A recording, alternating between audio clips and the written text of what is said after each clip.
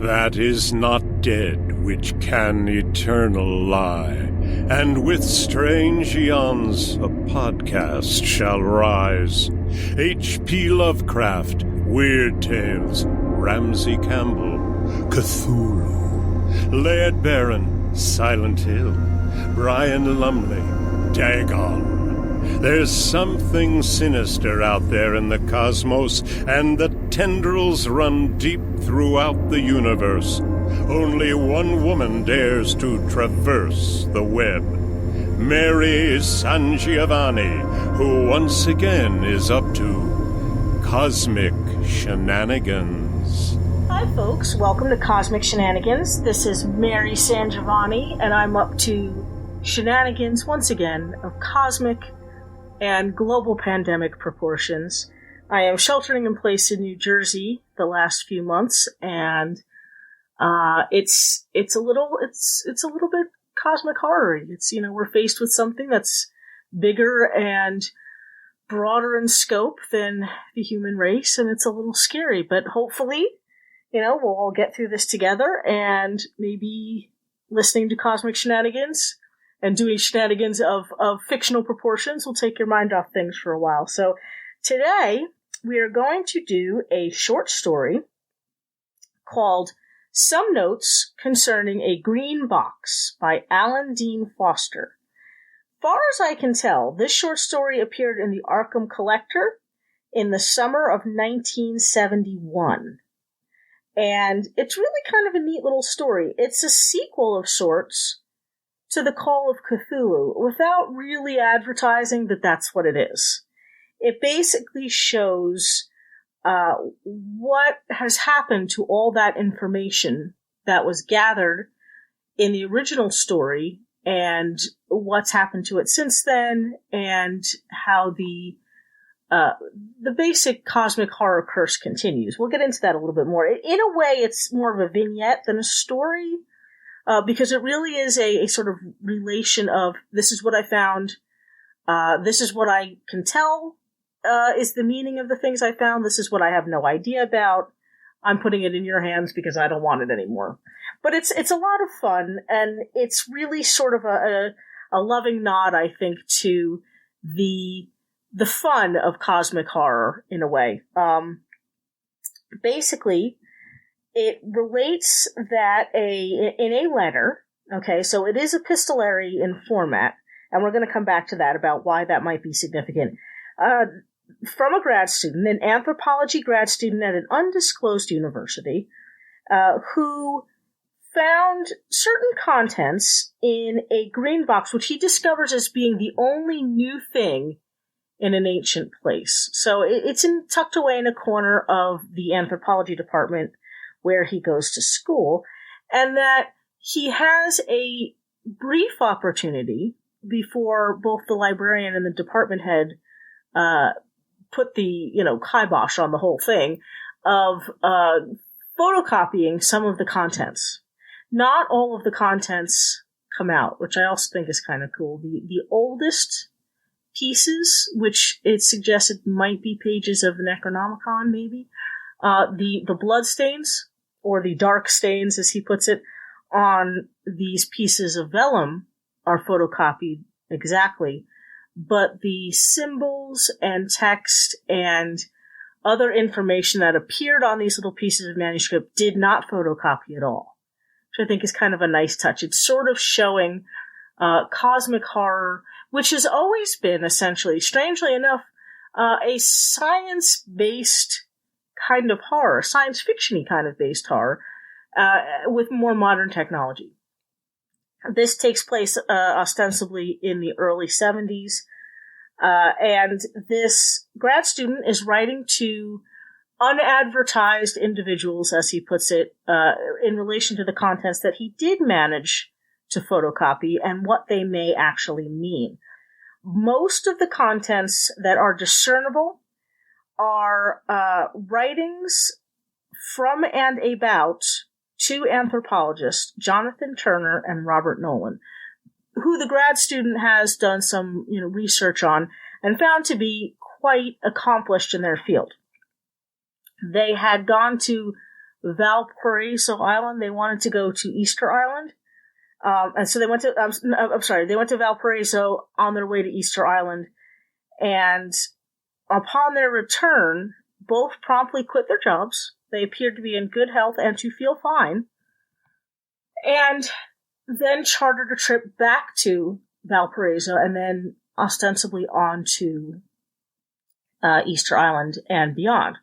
Now, the letters seem to indicate that while these letters were mailed out to friends of Robert Nolan's over the course of, I believe it was May to August of 1967, that they were actually all written while these anthropologists were sailing. They were sailing directly south of Easter Island. Now, we can assume, although the grad student would have no way of knowing this, that they may be looking for Riley. The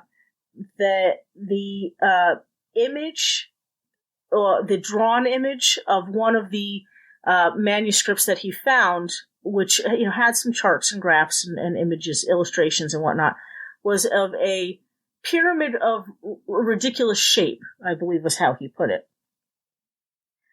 There are several elements about this story, in addition to being, more or less a sequel to Call of Cthulhu, which make it kind of a fun cosmic horror story. One, that they can't find this island because, as we know, the stars need to be right. And in the manuscript, the grad student seems to uncover that there seems to be mention of Halley's Comet and certain coordinates both directly south of Easter Island, where there are only hundreds of miles of ocean, and toward the Antarctic, that there's a spot in the Antarctic that is also significant. He mentions a couple of other locations which, on a map, are marked with little X's over a grid of two, I think he said 2 lines are drawn on this map, and that along these lines are little locations are marked with X's, which he's come to find in researching, who maybe had contact with these 2 anthropologists who have since gone missing. That some of the people that they had contact with met either unfortunate accidents, fatal accidents in these locations, or were the last place that these people were seen, including a linguist. Now, one of the other interesting things that I think is interesting about this, and I suspect that Foster did this as a nod to a lot of Lovecraft stories where no follow-up is really possible, at least no immediate and easy follow-up is possible, because there is usually the destruction or disappearance of the source where the narrator or main character first came across this mystery or first came across this problem. The old bookseller that Nolan and Turner contacted, his entire bookstore's gone. It's been demolished. The people that he consulted either died mysteriously in boating accidents, car accidents, or disappeared and have no family and no one to no other way to trace what happened to these people. So we have something like a curse that everybody connected to this story seems to fall prey to some kind of curse. Now, whether that is a supernatural curse or the result of cultists of Cthulhu tying up loose ends, which is the case in the Call of Cthulhu, it's very difficult for this grad student to follow up on anything because all of the leads are dead ends. And I think that's kind of a neat little nod, because that does happen a lot in traditional weird fiction and in cosmic horror, where the idea that this could be real but can't be verified, so it can't be proven or disproven as being real, is kind of a neat little thing. I think that a little creepy thing that Lovecraft has thrown into a lot of his stories and seems to exist in a lot of traditional cosmic horror. Now, as I mentioned before, this is an epistolary kind of story. It's written through letters, or it's written about letters in a letter. So the knowledge is kind of third hand, even though the story is told in first person. And it occurred to me as I was preparing for this show that it's possible that this kind of distance, this epistolary kind of situation, maybe the format is chosen specifically because it distances the reader from any real emotional connection to the characters. Even the narrators who may be writing this, in first person, this is what I discovered, this is the problem I have, we're still disconnected from the events of the story. And the reason I think that is significant is because I believe it's meant to foster a sense of detachment from the human race. That the most significant things that could possibly happen to the human race, the most monumentous and cosmically significant discoveries of the human race, are basically just third-hand rumor. And that's all we get of it. Now, a lot of times that works in our favor because it means that, crisis was averted. But I think it also speaks to the cosmic horror element of humanity's insignificance, that even the big things that happen in our life only happen, as far as we can tell, to someone somewhere else. So I thought that was kind of a neat little thing. There's also a sense of knowledge being viral, and it's interesting during this pandemic that this thought, I think, occurred, that knowledge, forbidden knowledge, occult knowledge, it occurred to me that in a lot of cosmic horror and a lot of Lovecraft's work, it is almost viral. That the curse essentially spreads when those first sniffles of curiosity take hold. And that's true in this story, too. The grad student is given an internship, I believe, in the South Pacific. So he's looking forward to going with a fellow classmate, a guy named Pickman. It's a little nod to Pickman's model. And that, his life seems to be much better since he's put all of this behind him. But still, there's that implication that it hasn't left him. That because he was curious, because he dug up these materials, because he looked into this at any degree of thoroughness, that the virus has already the virus of this knowledge, this curiosity, has already taken hold. He admits that, and as I mentioned before, this curse of knowledge does seem to be pervasive, even to the characters that we never get to meet, that the grad student is really talking about as items of interest, really. One of the most, I think, cosmic horror-y of these mentions is that an earthquake which causes the death of a linguist that these two anthropologists had been consulting with, when the group of people that they were with is finally, checked out by medical people and sent home, the few survivors of this earthquake, this old man steadfastly insists that it was the professor who caused the earthquake to happen, that after a ritual with herbs and a small stone idol, that a mountain rose up on great stone feet and squashed the professor and others.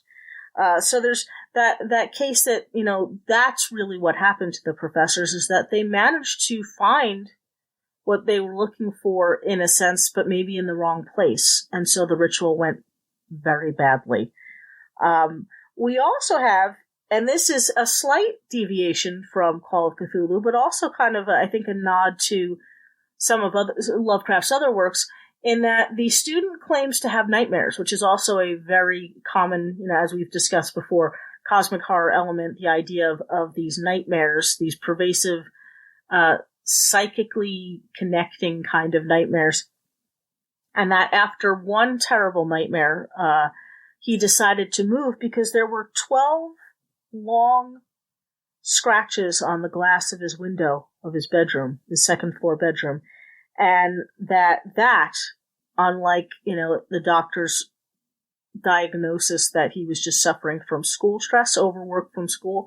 He said that was definitely not caused by overwork from school, and so that he moved on to another place. And a nice last little nod about this particular other place is that his landlord, he likes the place, he's happy there, everything is great, except that his landlord has the strangest yellow eyes. So it's the implication, I guess, the symbolic idea that this grad student, having dipped a toe into Lovecraft's world, can't escape it, even when he thinks that, and partly, unlike in Lovecraft stuff, where maybe ignorance of what's going on might save you, in this case, it's almost the opposite. Ignorance of what's going on basically means that he keeps walking into these increasingly Lovecraftian situations and is just completely unprepared for it. He just doesn't see the little symbols, the little writing on the wall, so to speak, that we've come to know. It's a nice nod to the terrible old man, and even Dreams in the Witch House, where a grad student has found an apartment in a home that, he thinks is going to be, much better for him, much more conducive to his, his learning and his career. And of course, as we mentioned, he's going to the South Seas in probably much the same area where Turner and Nolan disappeared, and will no doubt pick up the mantle of discovery and pursuit of knowledge, and things may go horribly, horribly wrong again.